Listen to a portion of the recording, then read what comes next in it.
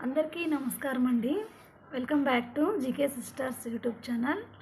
ఈరోజు ఈ వీడియోలో సన్న చేపల పులుసు చూపించబోతున్నానండి. అది ఎలా చేసుకోవాలో చూద్దాం రండి. సన్న చేపలు అని చెప్పాను కదండి, వీటిల్నే సన్న చేపలు అంటారు. వీటిని పులుసు పెడుతున్నాను. ఎలా పెట్టాలో చూపిస్తాను. ముందుగా దీనిలో ఉప్పు వేసుకోవాలండి, కొంచెం పసుపు వేసుకోవాలి, తర్వాత కారం వేసుకోవాలండి, రెడ్ చిల్లీ పౌడరు,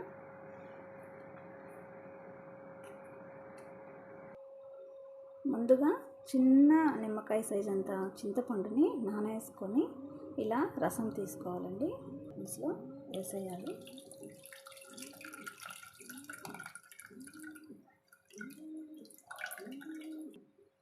తర్వాత కట్ చేసి పెట్టుకున్న ఆనియన్స్ ముక్కలు వేయాలండి, తర్వాత టమాటా ముక్కలు వేయాలి, తర్వాత మ్యాంగో ముక్కల్ని కట్ చేసి పెట్టుకున్నాం కదా, వాటిని వేసేయాలండి. ఈ మ్యాంగో ముక్కల వల్ల ఈ సన్న చేపల పులుసు అనేది చాలా టేస్టీగా వస్తుందండి. అన్నీ వేసుకున్నాం కదండి, ఒకసారి ఇలా మిక్స్ చేసుకొని పక్కన పెట్టుకోవాలి.